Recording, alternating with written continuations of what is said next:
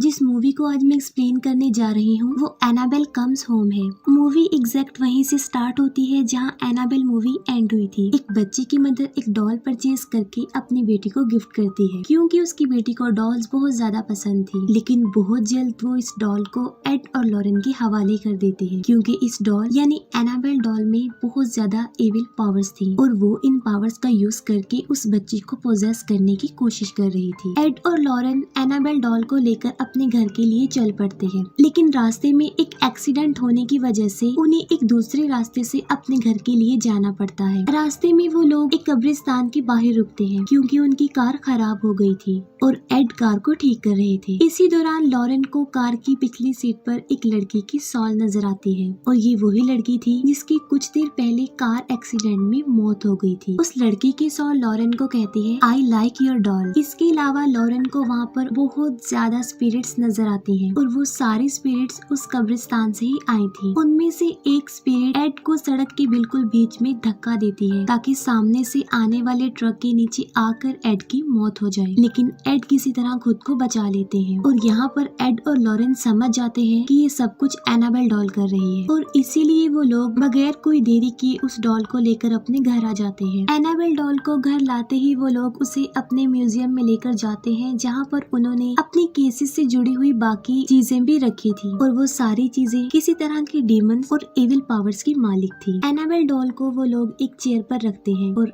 Annabelle doll की वहाँ मौजूदगी से अजीबोगरीब होने लगता है, जैसे कि घड़ी का उल्टा चलना और बाकी चीजों की मूवमेंट, जो कि काफी अजीब था। और इसीलिए वो लोग एनाबेल डॉल को एक फादर से ब्लेस्ड करवाते हैं और उसे एक शीशे की बॉक्स में बंद कर देते हैं जो कि चर्च से मंगवाया था। यहाँ पर हमें एनाबेल डॉल की पावर का पता चलता है, यानी वो हर तरह की स्पिरिट्स, चाहे वो अच्छी हो या बुरी, उन्हें अपनी तरफ अट्रैक्ट करती है और उनसे अपने विक्टिम पर अटैक करवाती है। इसके बाद हमें एक साल बाद का सीन दिखाया जाता है जहाँ एड और लॉरेन की बेटी जोडी दिखाई जाती है जो कि अपना ब्रेकफास्ट लेते हुए न्यूज़पेपर में एक न्यूज देख रही थी। उस न्यूज में एड और लॉरेन के बारे में बताया गया था। लोग उनके बारे में कह रहे थे कि ये लोग फेक हैं और वो पैसों के लालच में डेमन फोर्सेस से लड़ने का ड्रामा करते हैं। और यहाँ पर एक क्वेश्चन भी पूछा गया था कि क्या ये हीरोज हैं या फिर हॉक्स। स्कूल में भी जूडी को बाकी बच्चे उसके पेरेंट्स को लेकर काफी परेशान करते थे और यही वजह है कि जूडी का कोई भी क्लोज फ्रेंड नहीं था। नेक्स्ट मॉर्निंग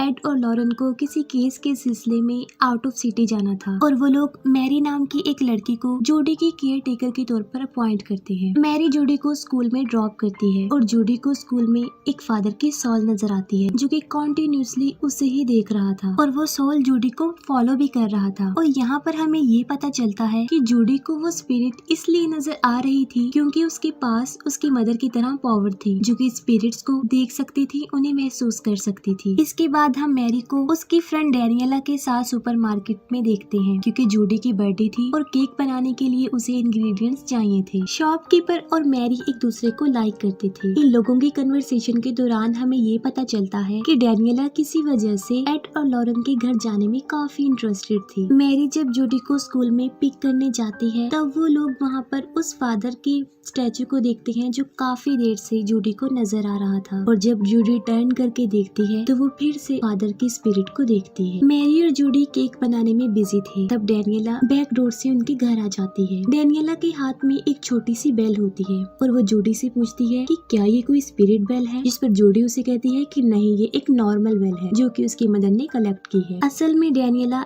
एड और लॉरेन के काम में काफी इंटरेस्टेड थी और वो उनके घर को एक्सप्लोर करना चाहती थी और इसीलिए वो जूडी को रोलर स्केट्स गिफ्ट करती है। तब जूडी और मैरी घर से बाहर जाते हैं और डैनियला घर में अकेली होती है और उसे घर को एक्सप्लोर करने का मौका मिल जाता है। डैनियला वॉरेन के म्यूजियम को ओपन करने की कोशिश करती है लेकिन उसका डोर लॉक था और फिर वो डोर के बाहर से ही स्पिरिट से कांटेक्ट करने की कोशिश करती है लेकिन फिर भी कोई फायदा नहीं होता और डोर नहीं खुलता। वो उस दरवाजे की चाबी को ढूंढते हुए एड के ऑफिस में पहुंच जाती है और एक पिक्चर के पीछे डैनियला को उस म्यूजियम की चाबी मिल जाती है और वो उस चाबी से उस म्यूजियम के दरवाजे को खोल देती है। डैनियला का यहाँ पर आने का मकसद ये था क्योंकि वो अपने फादर जो कि मर चुके थे उनकी सोल से कांटेक्ट करना चाहती थी और जाहिर है इस म्यूजियम से बेहतर जगह और कोई नहीं हो सकती। और इसके बाद वो म्यूजियम के अंदर चली जाती है। डैनियला म्यूजियम में रखे हुए आर्टिफैक्ट्स को टच करती है और इसी दौरान एनाबेल डॉल उस शीशे की बॉक्स में ही गिर जाती है। अब हालांकि हालांकि उस ग्लास बॉक्स पर वार्निंग लिखा था, लेकिन इसके बावजूद डेनियला ग्लास बॉक्स का दरवाजा खोल देती है। बस ऐसा होते ही जूडी का बर्थडे केक जलने की वजह से फायर अलार्म एक्टिव हो जाते हैं और डेनियला ग्लास बॉक्स को लॉक किए बगैर ही वहाँ से भाग जाती है। यहाँ पर हमें इस बात का अंदाजा हो जाता है कि एनाबेल डॉल जो कि अब बिल्कुल आजाद हो चुकी थी और वो अपने एविल पावर्स का यूज करके अब कुछ भी कर सकती है। और तभी डोरबेल बजती है। मैरी जब दरवाजे के हॉल से देखती है तो बाहर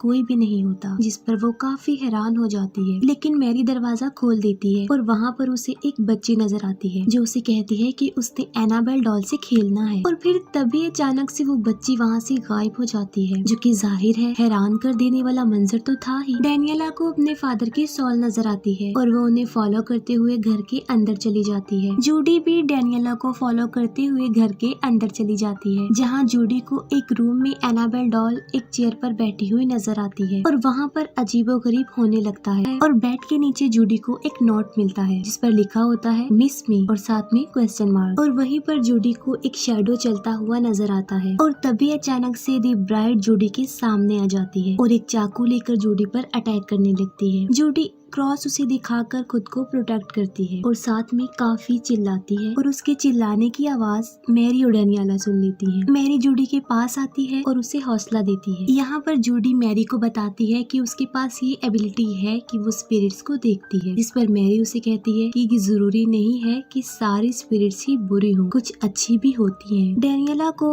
एड और लॉरेन की पैरानॉर्मल इन्वेस्टिगेशन की फाइल मिल जाती है। उस फाइल में बहुत सारे डेमंस का जिक्र किया गया था और वहीं पर एग्जॉर्सिज्म की टेप्स थी जो कि एड और लॉरेन ने की थी। डेनियला उनमें से प्रोजेक्टर पर एक टेप प्ले कर देती है, जिसे मैरी फौरन बंद कर देती है क्योंकि जूडी उससे काफी डर रही थी। वो डिसाइड करती हैं कि वो फीली मिली गेम खेलेंगी। गेम खेलने के दौरान एक बार फिर से डोरबेल बजती है और इस बार डोर पर वही शॉपकीपर होता है। मैरी दरवाजे पर देखने जाती है, लेकिन वो उस लड़के को अंदर आने नहीं दे रही थी। रात को मैरी और डेनियला जूडी की बर्थडे सेलिब्रेट करते हैं और बाहर वही लड़का गिटार बजा रहा था और बाहर उस लड़की पर वुल्फ की तरह नजर आने वाला एक डीमन अटैक कर देता है और वो लड़का उससे बचने के लिए वहाँ से भाग जाता है। डेनियला एक बार फिर से म्यूजियम जाती है और यहाँ पर हम देखते हैं कि उस म्यूजियम की कुछ आर्टिफैक्ट्स अब मूवमेंट कर रही थी। डेनियला म्यूजियम में रखे गए एक ब्रेसलेट की मदद से अपने फादर की सोल को बुलाने की कोशिश करती है और वो इसमें कामयाब हो जाती है और वो अपने फादर की सोल को एक मिरर में अपने पीछे देखती है तो अचानक से एक डीमन बनकर उस पर चिल्लाते हैं। डेनियला वहाँ से भागने की कोशिश करती है, लेकिन अब वो अंदर ही बंद हो गई थी क्योंकि वो दरवाजा नहीं खुल रहा था। और यहाँ पर हमें ये पता चलता है कि वो उसके फादर की सोल नहीं थी बल्कि कोई डीमन सोल थी। इसके बाद दूध से भरा हुआ ग्लास टेबल पर अपने आप ही मूव करता हुआ नीचे गिर जाता है और तभी टेप रिकॉर्डर भी अपने आप बजने लगता है और तभी हम एनाबेल डॉल को जूडी के साथ देखते हैं। म्यूजियम में डेनियला एक टीवी को देखती है जो कि इस बात को इंडिकेट कर रहा था कि नेक्स्ट डेनियला किस डायरेक्शन में देखेगी। मैरी को घर में बहुत सारे कॉइन्स मिलते हैं और तभी अचानक से उसे वहाँ पर एक डीमन नजर आता है जो कि कॉइन्स डीमन था और वो मैरी पर अटैक करके उसे इधर उधर घसीटता है। लेकिन इससे पहले कि वो मैरी को जान से मार डालता, मैरी एक लाइट ऑन करके जूडी के रूम की तरफ भाग जाती है। जूडी को अपने रूम में अपने ब्लैंकेट में एनाबेल डॉल नजर आती है और तभी हम एनाबेल डॉल को रोटेटिंग लाइट के शैडो में देखते हैं जो कि बहुत सारे डीमंस में बदलती जाती है और एंड में एक बहुत खतरनाक डीमन में तब्दील हो जाती है और जूडी पर अटैक कर देती है। लेकिन बिल्कुल ठीक वक्त पर मैरी दरवाजा खोलकर जूडी को बचा लेती है। मैरी एड और लॉरेन को कांटेक्ट करने की कोशिश करती है, लेकिन दूसरी तरफ लॉरेन की आवाज में कोई डीमन बोल रहा था। डीमन कहता है कि वो एनाबेल से बात करना चाहती है और एनाबेल को इन लोगों की सॉल चाहिए और घर में लगी बेल्स अपने आप ही बजने लगती हैं। तभी फौरन मैरी और जूडी भी म्यूजियम में पहुंच जाते हैं। तभी अचानक से म्यूजियम में रखा गया टाइपराइटर अपने आप ही चल पड़ता है और वहाँ पर सिर्फ एक ही वर्ड टाइप हो रहा था और वो था मिस मी। वो तीनों किसी तरह बड़ी मुश्किल से म्यूजियम से बाहर आ जाती हैं, लेकिन बाहर आकर मैरी को सांस लेने में प्रॉब्लम हो रही थी क्योंकि उसे अस्थमा का प्रॉब्लम था। मैरी का इनहेलर बाहर कार में था और जूडी उस इनहेलर को लेने के लिए बाहर जाती है और तभी बाहर जूडी पर वुल्फ डीमन अटैक कर देता है। लेकिन बिल्कुल ठीक वक्त पर वो शॉपकीपर वहाँ पर आकर वुल्फ डीमन पर अटैक करके जूडी को बचा लेता है। फिर हम देखते हैं कि दी ब्राइड ब्राइड डेनियला को पोजेस कर चुकी थी और डेनियला दी ब्राइड का ड्रेस पहनकर पूरी तरह पोजेस हो चुकी थी। अब इन सारी मुसीबतों से बचने का उनके पास सिर्फ एक ही हल था, वो ये कि अगर वो दोबारा से एनाबेल डॉल को शीशे के उसी बॉक्स में रख दे। लेकिन एनाबेल डॉल का तो कुछ अता पता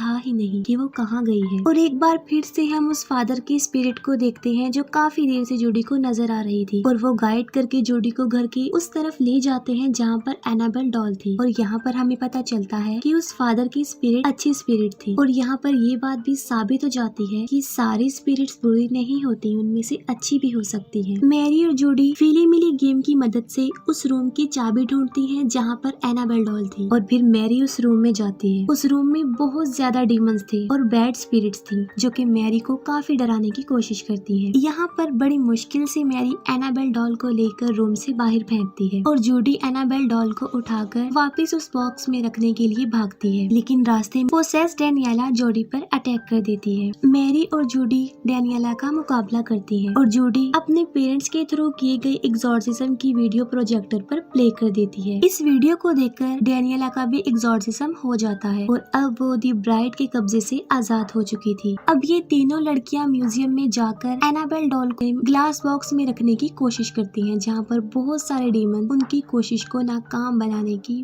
काफी कोशिश करती है। तब जूडी एक क्रॉस की मदद से उन डीमंस को दूर भगा रही थी और डेनियला एनाबेल डॉल को ग्लास बॉक्स में रखने में कामयाब हो जाते हैं और ऐसा होते ही सब कुछ नॉर्मल हो जाता है। और तभी वहाँ पर वो शॉपकीपर भी आ जाता है। जूडी बचाती है कि बाहर डीमन से इस लड़की ने ही उसे बचाया था, जिस पर मैरी काफी खुश हो जाती है। ये चारों लोग रात को वहीं पर टाइम स्पेंड करते हैं और सुबह होते ही एड और लॉरेन भी वहाँ पर आ जाते हैं। जूडी उन सारे इंसिडेंट्स को अपने पेरेंट्स को बता देती है जो उनके साथ हुए और वो दोनों अपनी बेटी को रिलैक्स करते हैं। वो लोग जूडी का बर्थडे सेलिब्रेट करते हैं, सब कुछ हैप्पी और नॉर्मल हो जाता है और यहीं पर इस मूवी की हैप्पी एंडिंग हो जाती है। मूवी के लास्ट सीन में हमें पता चलता है कि डेनियला अपने फादर से कांटेक्ट करने की इसीलिए कोशिश कर रही थी क्योंकि वो अपने फादर की एक्सीडेंट में मौत की वजह खुद को समझती है। इस पर लॉरेन उसे बताती है कि उन लोगों ने उसके फादर की सोल से कांटेक्ट किया था, जिसमें उन्हें पता चला है कि डेनियला का उस एक्सीडेंट में कोई कसूर नहीं था, वो बेकसूर है और उसके फादर को उस पर प्राउड है। और यहीं पर ये मूवी एंड हो जाती है।